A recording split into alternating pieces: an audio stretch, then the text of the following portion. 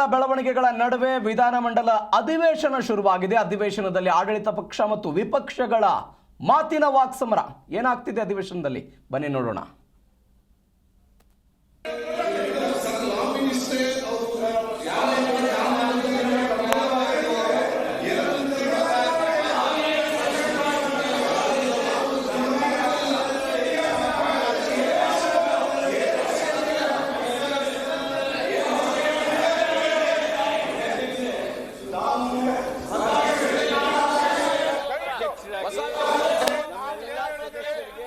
ಈಗ advance ಪ್ರಕಟಣೆಯನ್ನ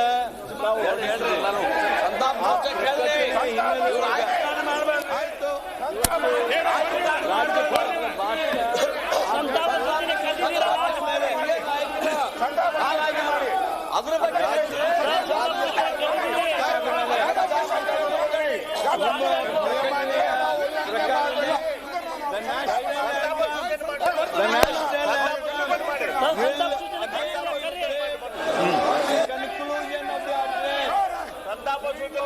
The national anthem will again be played on the conclusion address.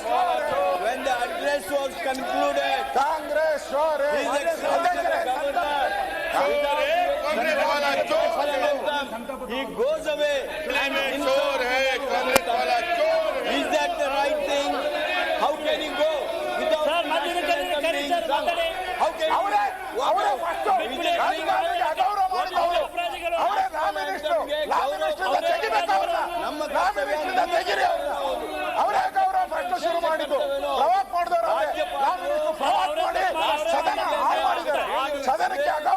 ರಾಷ್ಟ್ರಗೀತೆಗೆ ನಿಲ್ಲದೆ ಅದೇನು ಓಡಿ ಹೋಗೋ ರೀತಿಯೊಳಗ ಹೋಗಿರ್ತಕ್ಕಂಥದ್ದೇನಿದೆ ರಾಷ್ಟ್ರಗೀತೆ ಮಾಡಿರ್ತಕ್ಕಂಥ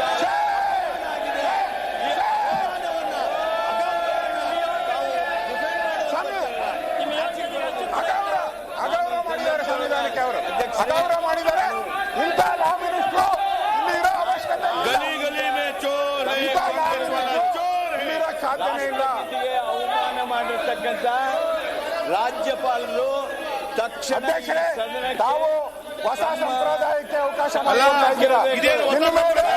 ಸಂತಾಪ ಸೂಚನೆಯನ್ನ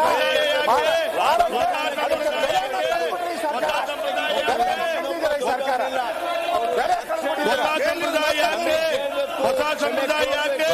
ಅಲ್ಲಿವರೆಗೆ ನಾವು ಈ ಸದನ ಚರ್ಚೆ ಮಾಡಬೇಕಾಗಿತ್ತು ಅಧ್ಯಕ್ಷರೇ. ಆದ್ರಿಂದ ನಾನು ಹೊಸ ಸಂಪ್ರದಾಯ ಯಾಕೆ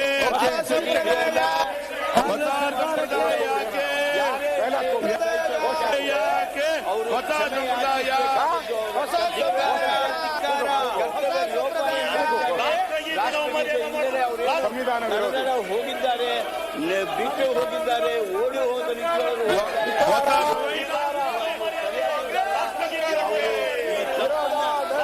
ಸಂವಿಧಾನ ವಿರೋಧಿ ಕಾಂಗ್ರೆಸ್ ಸರ್ಕಾರಕ್ಕೆ ಕಾನೂನಿದೆ. ನಮ್ಮ ಇತ್ತೀಚಿನ ಕ್ರಿಮಿನಲ್ ಲಾನೊಳಗೂ ಸಹಿತ ನ್ಯಾಷನಲ್ ಆಂಥಮ್ಗೆ ಹೇಗೆ ಗೌರವಿಸಬೇಕಿದೆ ಇದೆಲ್ಲ ಇರುವಂತಹ ಈ ಸಂದರ್ಭದೊಳಗೆ ರಾಷ್ಟ್ರಗೀತೆಗೆ ಅವಮಾನ ಮಾಡಿರ್ತಕ್ಕಂಥ ರಾಜ್ಯಪಾಲರಿಗೆ ನಾ ಈ ಸಂದರ್ಭದಲ್ಲಿ ಸದನದ ಮೂಲಕ ವಿನಂತಿ ಮಾಡ್ತೀನಿ.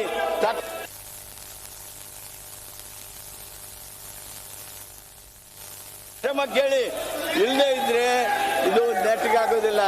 ಸಂವಿಧಾನವನ್ನು ಕಾಪಾಡಬೇಕಾದವರು ನೀವು ಈ ರೀತಿ ಮಾಡ್ತಕ್ಕಂಥದ್ದೇನಿದೆ ಸರಿಯಾದಲ್ಲ.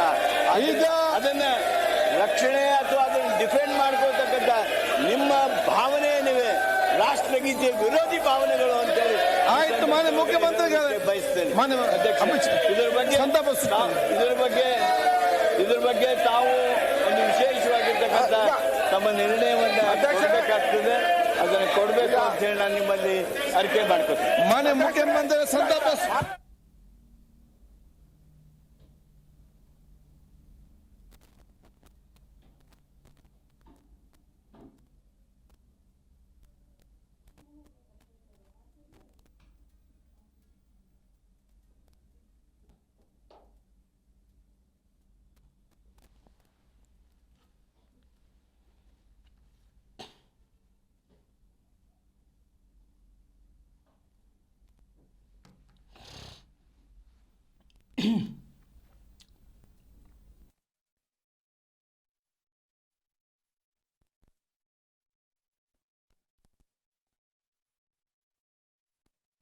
ದೃಶ್ಯದಲ್ಲಿ ಗಮನಿಸ್ತಾ ಇದ್ದೀರಿ, ಕಾನೂನು ಮತ್ತು ಸಂಸದೀಯ ಸಚಿವ ಎಚ್.ಕೆ. ಪಾಟೀಲ್ರು ಮಾತನಾಡಿದರು. ಅದಕ್ಕೆ ವಿರೋಧ ಪಕ್ಷದ ನಾಯಕ ಆರ್. ಅಶೋಕ್ ಕೂಡ ಮಾಡಿದರು.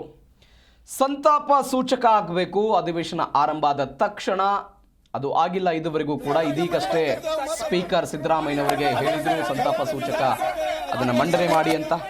ರಾಜ್ಯದ ಮಾಜಿ ಸಚಿವರಾದ ಡಾಕ್ಟರ್ ಭೀಮಣ್ಣ ಖಂಡ್ರೆ, ವಿಧಾನಸಭೆಯ ಮಾಜಿ ಸದಸ್ಯರಾದ ಸಿ ಕೆ ಲಕ್ಕಣ್ಣ ಮತ್ತು ವಿಶ್ವವಿಖ್ಯಾತ ಪರಿಸರ ವಿಜ್ಞಾನಿ ಪ್ರೊಫೆಸರ್ ಮಾಧವ್ ಗಡ್ಗಿಲ್ ಅವರುಗಳು ನಿಧನ ಹೊಂದಿರುವುದನ್ನು ಈ ಸದನಕ್ಕೆ ಅತ್ಯಂತ ವಿಷಾದದಿಂದ ತಿಳಿಯಬಯಸುತ್ತೇನೆ. ಡಾಕ್ಟರ್ ಭೀಮಣ್ಣ ಖಂಡ್ರೆ, ಮಾಜಿ ಸಚಿವರಾದ ಭೀಮಣ್ಣ ಖಂಡ್ರೆ ಅವರು ಬೀದರ್ ಜಿಲ್ಲೆಯ ಬಾಲ್ಕಿಯಲ್ಲಿ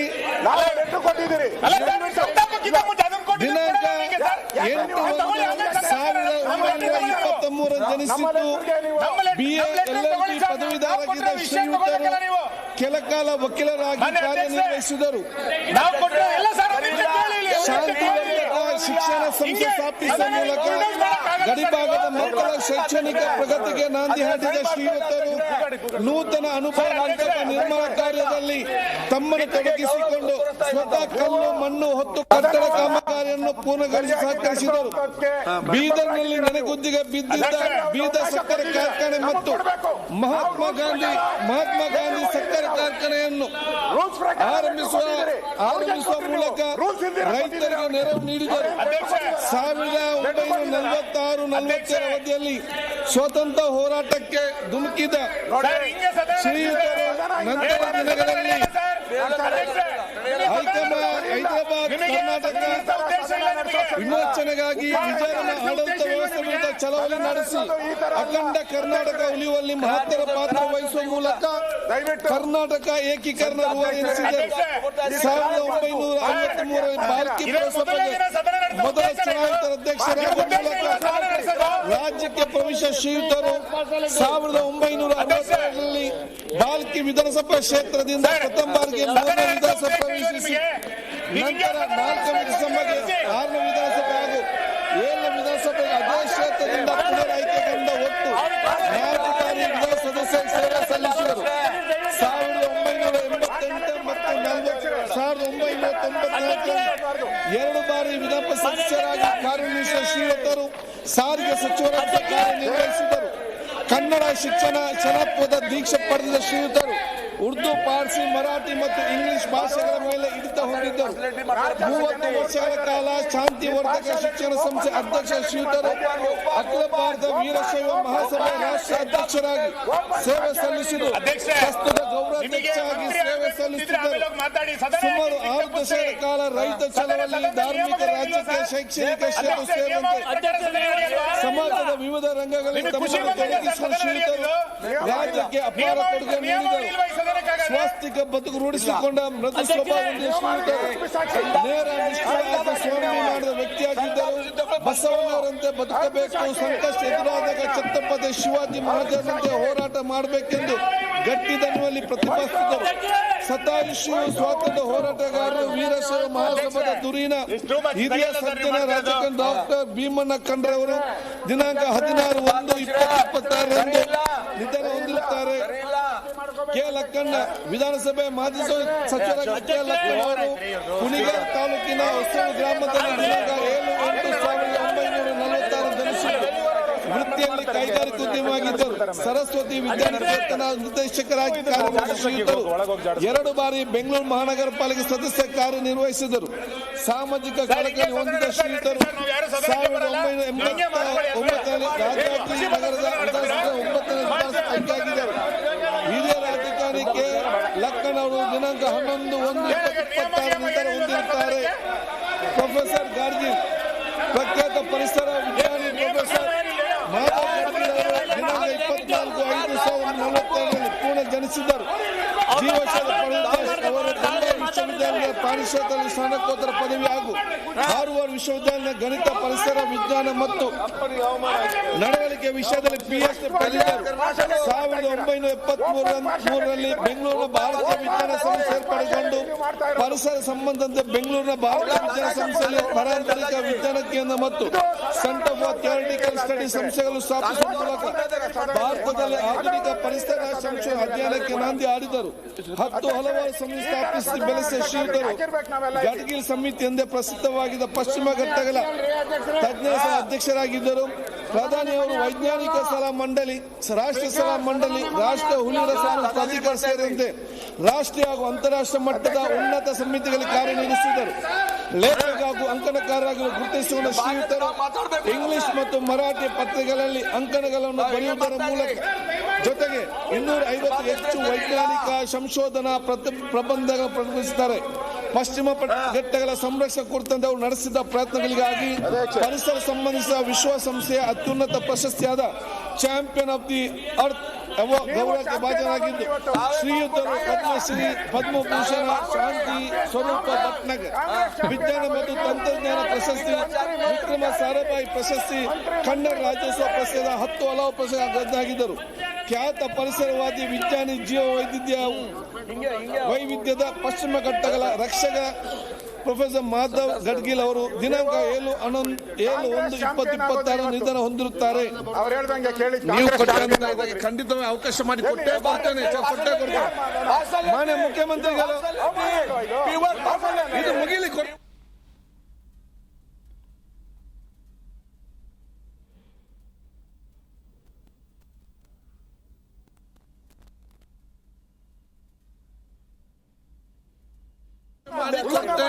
ನಾನು ಅದ್ರ ಬಗ್ಗೆ ಮಾತಾಡ್ತೇನೆ. ಅವ್ರ ರಾಷ್ಟ್ರ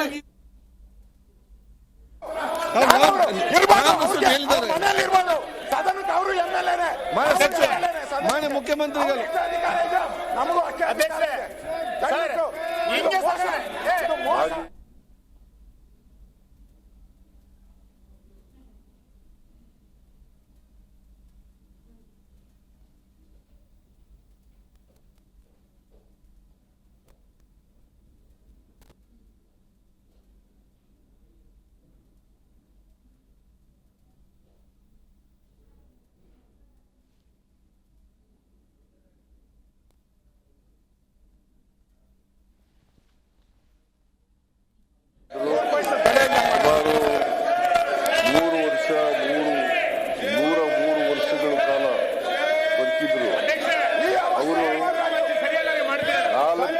ಶಾಸಕರಾಗಿ, ಈ ಮನೆಯ ಶಾಸಕರಾಗಿ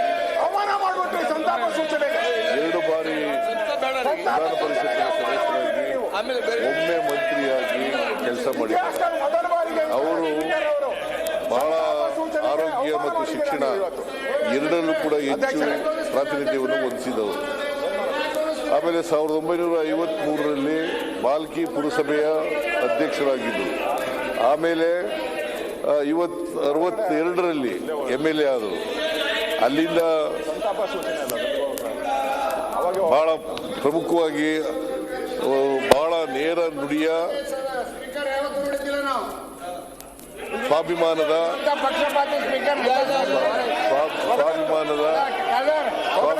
ವ್ಯಕ್ತಿಯಾಗಿದ್ರು. ಅವರು ಯಾವತ್ತೂ ಕೂಡ ಅನ್ಯಾಯದ ವಿರುದ್ಧ ಹೋರಾಟ ಮಾಡ್ತಕ್ಕಂಥ ಕೆಲಸವನ್ನು ಮಾಡ್ಕೊಂಡು ಬರ್ತಾ ಇದ್ರು. ಇವತ್ತು ಮಹಾತ್ಮ ಗಾಂಧೀಜಿಯವರಿಂದ ಪ್ರೇರಣೆ ಪಡೆದು ಅವರು ಏಕೀಕರಣ ಚಳುವಳಿಯಲ್ಲಿ ಭಾಗವಹಿಸಿದ್ರು. ಇವತ್ತೇನಾದ್ರು ಕರ್ನಾಟಕದಲ್ಲಿ ಉಳ್ಕೊಂಡಿದ್ರೆ ಅದಕ್ಕೆ ಭೀಮಣ್ಣ ಖಂಡ್ರೆ ಅವರು ಕಾರಣ ಅಂತಕ್ಕಂಥದನ್ನ ಹೇಳಲಿಕ್ಕೆ ಬಯಸ್ತಾ ಇದ್ದೇನೆ. ಅದರಿಂದ ಅವರು ಶಾಂತಿವರ್ಧಕ ಶಿಕ್ಷಣ ಸಂಸ್ಥೆಯನ್ನು ಸ್ಥಾಪನೆ ಮಾಡಿದ್ರು. ಅದರಲ್ಲಿ ಬಹಳ ವರ್ಷಗಳ ಕಾಲ ಅನೇಕ ಶಿಕ್ಷಣ ಸಂಸ್ಥೆಗಳನ್ನ ಮಾಡಿದ್ರು. ಅವರು ಇವತ್ತು ನಮ್ಮನ್ನ ಅಗಲಿದ್ದಾರೆ. ಅವರು ಉರ್ದು ಭಾಷೆ, ಪಾರ್ಸಿ, ಮರಾಠಿ ಮತ್ತು ಇಂಗ್ಲಿಷ್ ಭಾಷೆಗಳ ಮೇಲೆ ಹಿಡಿತ ಹೊಂದಿದ್ರು. ಸುಮಾರು 30 ವರ್ಷಗಳ ಕಾಲ ವಿದ್ಯಾವಂತ. ಆಮೇಲೆ ವೀರಶೈವ ಮಹಾಸಭಾದ ಅಧ್ಯಕ್ಷರು ಕೂಡ ಆಗಿದ್ದರು. 12 ವರ್ಷಗಳ ಕಾಲ ವೀರಶೈವ ಮಹಾಸಭಾ ಅಧ್ಯಕ್ಷರಾಗಿದ್ದರು. ಅವರು ವೀರಶೈವರನ್ನೆಲ್ಲ ಒಟ್ಟುಗೂಡಿಸ್ತಕ್ಕಂಥ ಕೆಲಸವನ್ನು ಮಾಡಿದ್ರು ಅಂತಕ್ಕಂಥದ್ದನ್ನ ಅವರ ಕುಟುಂಬ ವರ್ಗದವರು ಅವರ ಸಾವಿನ ಭರಿಸ್ತಕ್ಕಂಥ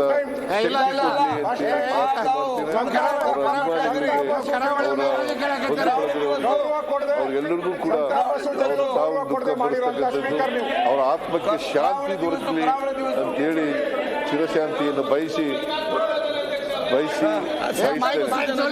ಮಾನ್ಯ ಕೆ ಲಕ್ಕಣ್ಣ ಇವರು ಒಮ್ಮೆ ಶಾಸಕರಾಗಿದ್ರು. ಇವರು ವೃತ್ತಿಯಲ್ಲಿ ಕೈಗಾರಿಕೋದ್ಯಮಿಯಾಗಿದ್ರು. ಇವರು ಕೂಡ ನಮ್ಮನ್ನ ಅಗಲಿದ್ದಾರೆ. ಮತ್ತೆ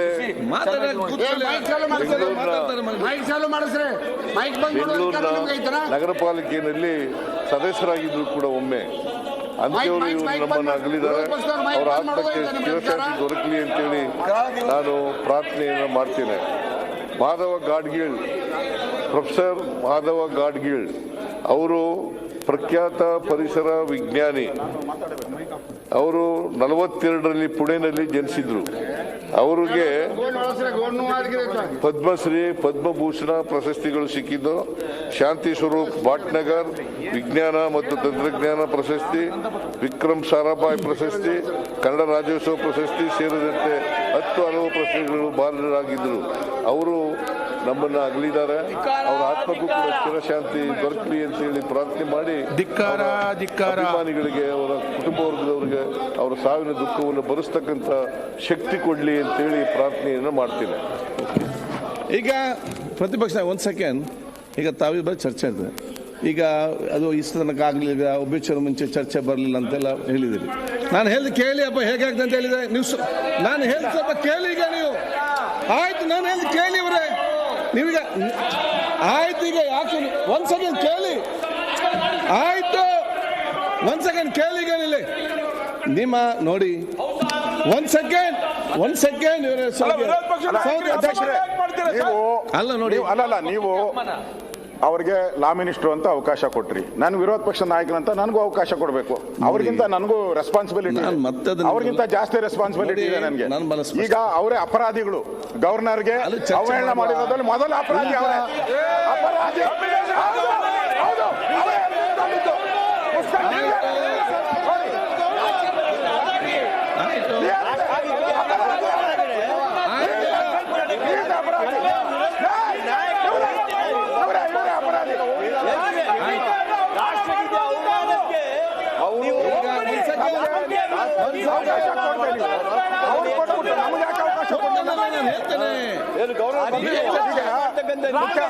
ಮುಖ್ಯಮಂತ್ರಿಗಳು ಒಂದು ಸೆಕೆಂಡ್. ಆಯ್ತು, ಚರ್ಚೆ ಬೇಡ. ಈಗ ಎಲ್ಲ ಸದಸ್ಯರಿಗೆ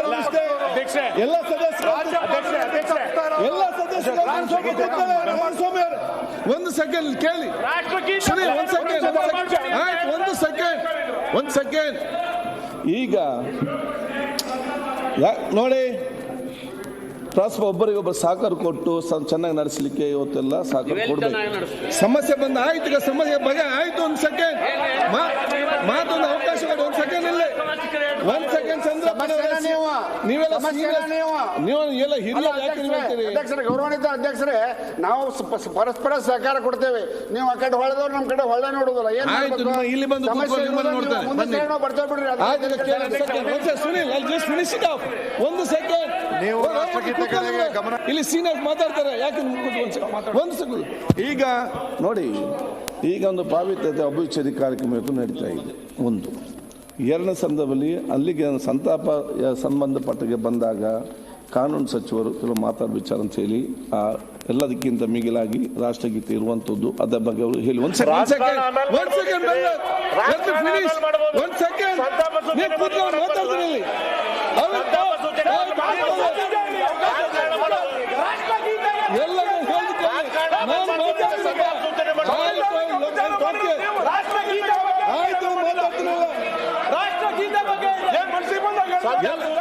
ಎಲ್ಲಕ್ಕಿಂತ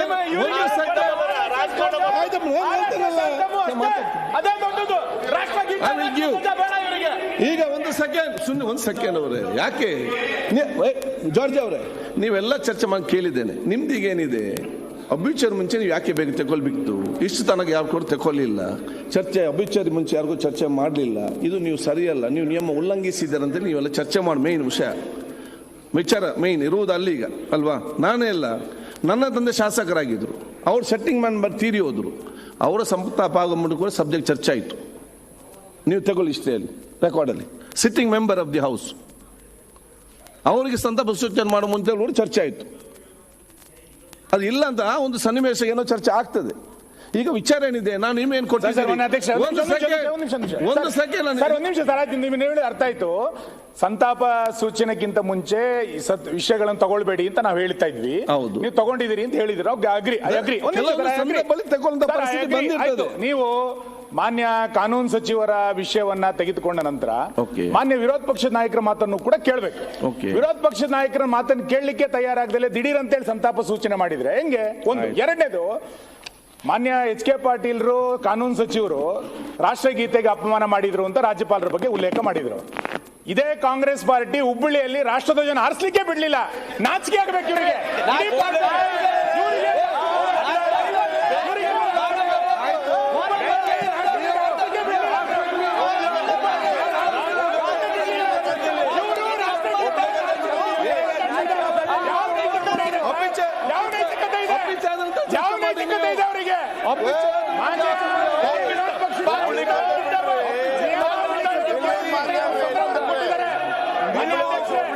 ನಿಯಮಾವಳಿಗಳ ಪ್ರಕಾರ ದಯಮಾಡಿ ಅರ್ಥ ಮಾಡ್ಕೊಳ್ಳಿ.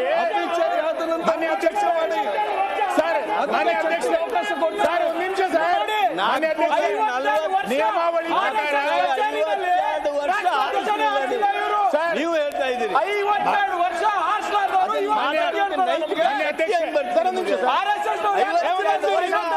ನಾನು ಮಾತಾಡ್ಬೇಕಾದ್ರೆ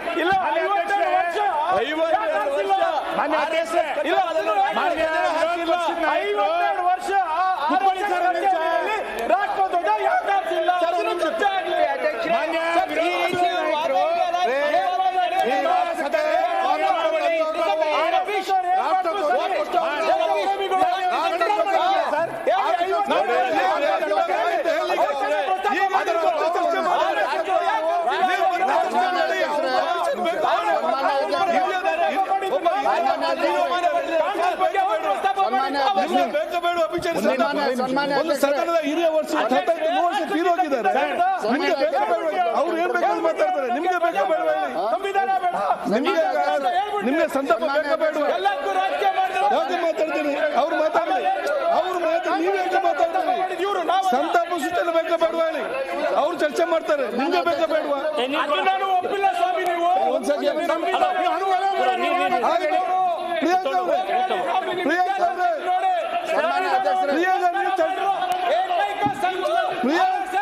ನಿಮ್ಗೆ ಚರ್ಚೆ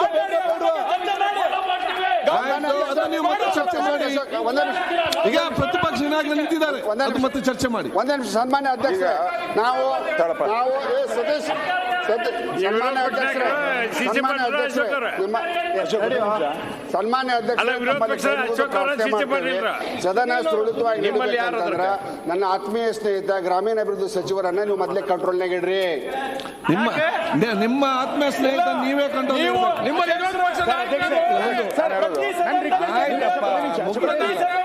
ಆಯ್ತು, ಈಗ ನಿಮ್ಗೆ ಸಂತಾಪ ಸೂಚನೆ ಬೇಕಾ ಬೇಡವಾ ಹೇಳಿ? ಅವರನ್ನು ನೋಡ್ಬೇಡಿ. ನಿಮ್ಗೆ ಅಭಿಚಾರ ಬೇಕಾ ಬೇಡವಾ? ಕಾನೂನು ಸಚಿವರು ಮಾತಾಡಬಾರ್ದ? ಅಭಿಚಾರ ಬೇಕಾ? ಆಯ್ತು, ನಾವು ಹೇಳ್ತೇವೆ. ನೀವೇ ಆಯ್ತು, ಸಂತಾಪ ಸೂಚನೆ ಬೇಕಾ ಬೇಡವಾ ಹೇಳಿ? ಅವರು ಮಾತಾಡಿ, ನೀವೇ ಮಾತಾಡ್ಬೇಕು.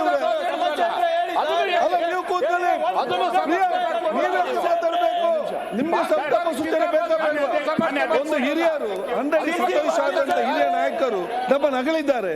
ಅವ್ರಿಗೆ ಬೇಕಾ ಬೇಡವಾ? ನಾಳೆ ನಮ್ಮ ಮನೆಯವರು ಏನ್ ಪರಿಸ್ಥಿತಿ ಆಗ್ಬೋದು?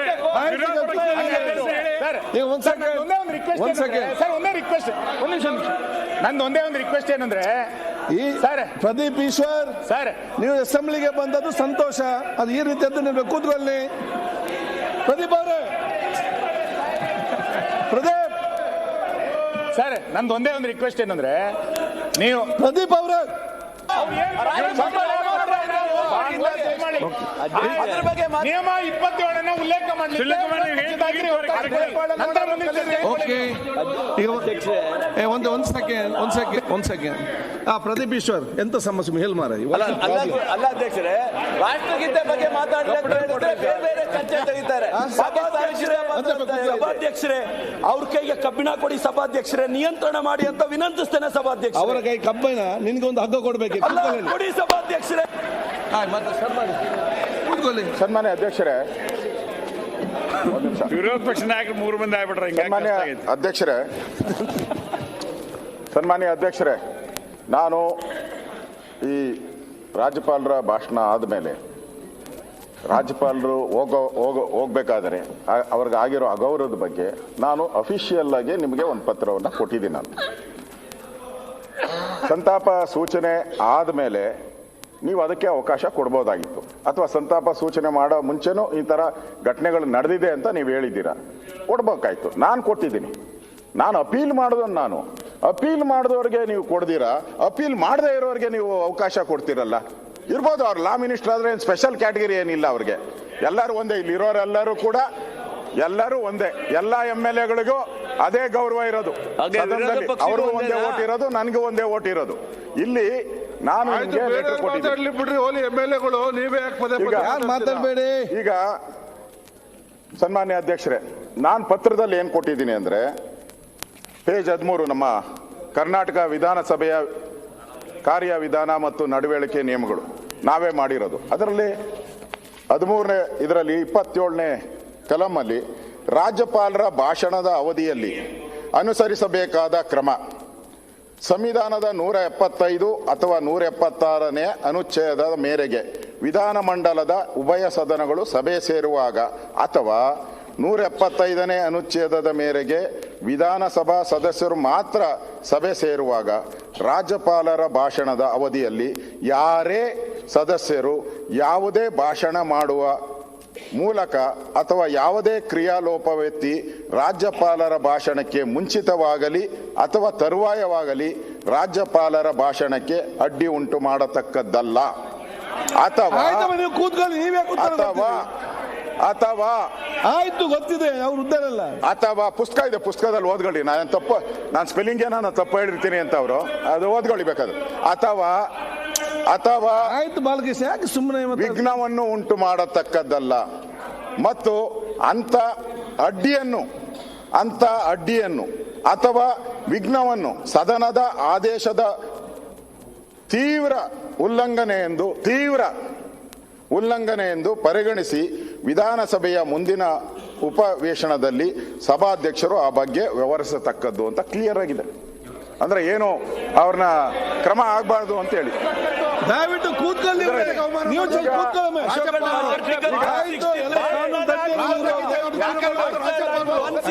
ಸನ್ಮಾನ್ಯ ಅಧ್ಯಕ್ಷರೇ,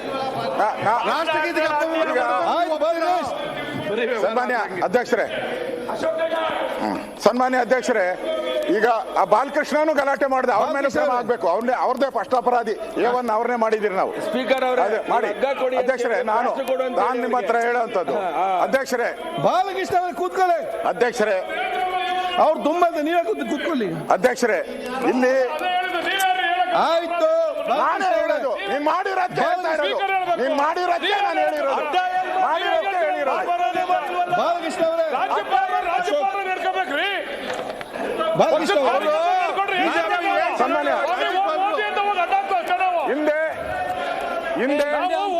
ಹಿಂದೆ ಈ ರಾಜ್ಯದಲ್ಲಿ ಗವರ್ನರ್ಗಳು ಬಂದು ರಾಜ್ಯಪಾಲರ ಭಾಷಣವನ್ನ ಮಾಡಿದ್ದಾರೆ. ಇವರೊಬ್ಬರೇ ಗೌರವಾನ್ವಿತ, ಈ ಒಬ್ಬರೇ ರಾಜ್ಯಪಾಲರಲ್ಲ. ಬಹಳಷ್ಟು ನಮಗೆ ಸ್ವಾತಂತ್ರ್ಯ ಬಂದಾಗಿಂದ ಮಹಾರಾಜರಿಂದ ಇದುವರೆಗೂ ಗವರ್ನರ್ಗಳು ಬಂದು ಭಾಷಣ ಮಾಡಿದ್ದಾರೆ. ಇಲ್ಲಿ ಹಿಂದೆ ಭಾರದ್ವಾಜ್ ಅವರು ಇದ್ದಾಗ, ಗೌರವಾನ್ವಿತ ಭಾರದ್ವಾಜ್ ಅವರು ಇದ್ದಾಗ ನಾನೇ ಇಲ್ಲಿ ಅಸೆಂಬ್ಲಿಯಲ್ಲಿ ಕೂತಿದ್ದೆ. ಅವರು ಭಾಷಣ ಏನು ಮಾಡಿಲ್ಲ, ಹಂಗೆಲ್ಲೇ ಮಾಡ್ಬಿಟ್ಟು ಹೊರಟೋದ್ರು. ಎಲ್ಲ ನಿಮ್ಮವರೆಲ್ಲ ಹಂಗೇನೆ. ಹಿಂದೆ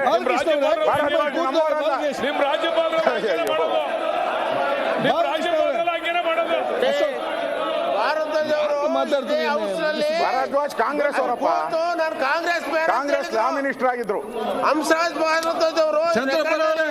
ಚಂದ್ರಪ್ಪ ಅಲ್ಲ ಅವ್ರಿದ್ದಾರೆ, ಪ್ರತಿಪಕ್ಷ ನಾಯಕರಿದ್ದಾರೆ. ಚಂದ್ರಪ್ಪ ಅವರೇ, ನಾವಿಲ್ಲಿ ಕೇಳಿದ್ದೀವಿ. ಈಗ ಚಂದ್ರಪ್ಪ ಅವರೇ, ಮಾನ್ಯ ಅಧ್ಯಕ್ಷರೇ,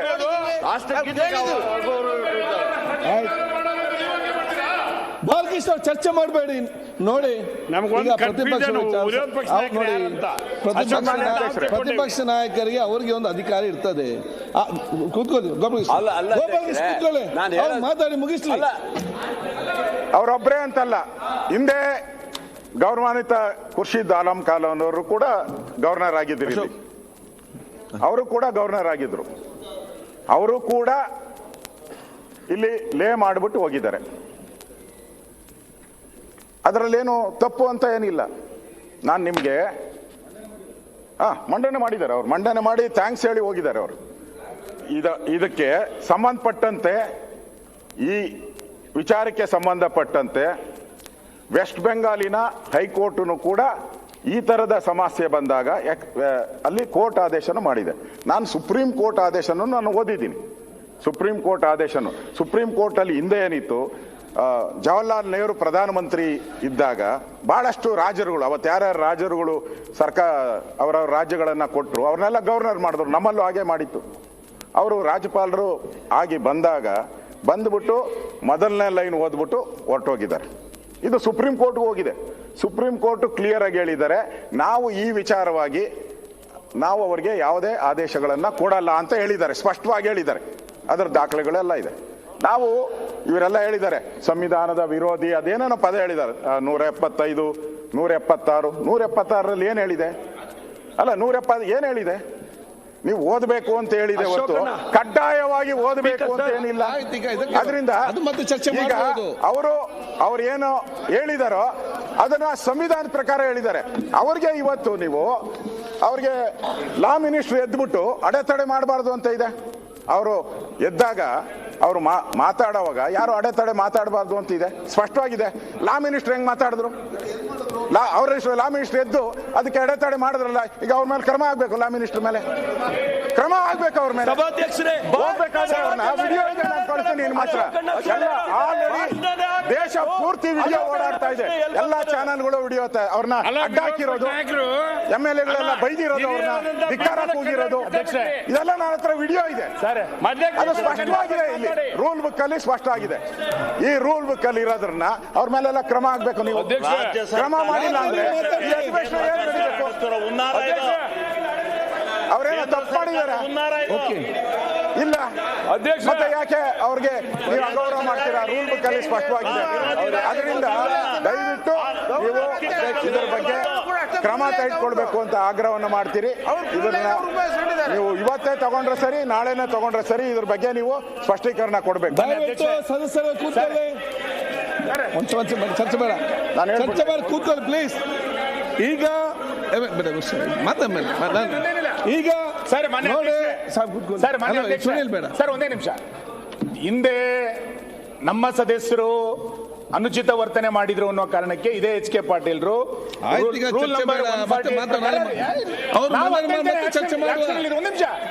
ಈ ಪ್ರಕಾರ ಇದರಲ್ಲಿ ಅವ್ರೇನು ರಾಜ್ಯಪಾಲರ ಭಾಷಣದ ತರುವಾಯ ಅಂತಾನೆ ಇದೆ. ರಾಜ್ಯಪಾಲರ ಭಾಷಣದ ತರುವಾಯ ಇವರೇ ಕಾನೂನು ಸಚಿವರೇ ನಿಂತ್ಕೊಂಡು ಹೆಂಗ್ ಮಾಡ್ತೀರಿ ಅಂತ ಕೇಳಿದ್ದು. ನಿಮಗೆ ಸದನದೊಳಗೆ ಒಬ್ಬ ರಾಜ್ಯಪಾಲರ ರಕ್ಷಣೆ ಇಲ್ಲ, ದಯಮಾಡಿ ಇದೆಲ್ಲ ರೂಲಿಂಗ್ ಕೊಡೋದಕ್ಕೆ ಆಕ್ಷನ್ ತಗೊಳ್ಬೇಕು ಅಂತ ಮಾನ್ಯ ವಿರೋಧ ಪಕ್ಷ ರಾಜ್ಯಪಾಲರು. ಸರ್, ಮಾನ್ಯ ಅಧ್ಯಕ್ಷ, ನೀವು ತಗೊಳಕ್ಕಾಗಲ್ಲ. ರಾಜ್ಯಪಾಲರನ್ನ ಕರೆದು ಅವಮಾನ ಮಾಡಿ ಕಳಿಸಿದ್ರೆ, ರಾಜ್ಯಪಾಲರನ್ನ ಕರೆದು ಅವಮಾನ ಮಾಡಿ ಕಳಿಸಿದ್ರೆ ಒಬ್ಬ ರಾಜ್ಯಪಾಲರು ದಲಿತರು ಅನ್ನೋ ಕಾರಣಕ್ಕೆ ಸರ್ಕಾರದ ಧೋರಣೆನ? ಮಾನ್ಯ ಅಧ್ಯಕ್ಷರೇ, ರಾಜ್ಯಪಾಲರು ದಲಿತರು ಅನ್ನೋ ಕಾರಣಕ್ಕೆ ಸರ್ಕಾರದ ಧೋರಣೆನ ಇದು? ಈ ಸರ್ಕಾರಕ್ಕೆ ಯಾರ ಮೇಲೆ ರಕ್ಷಣೆ ಇವಾಗ? ಬಳ್ಳಾರಿಯಲ್ಲಿ ಗುಂಡಾರಿಸ್ತೀವಿ, ರಾಜ್ಯಪಾಲರಿಗೆ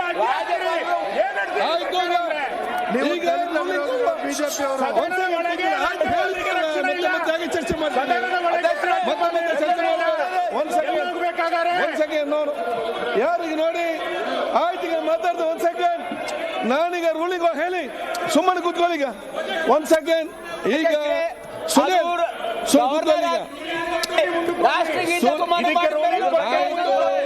ಆಯ್ತು 1 ಸೆಕೆಂಡ್.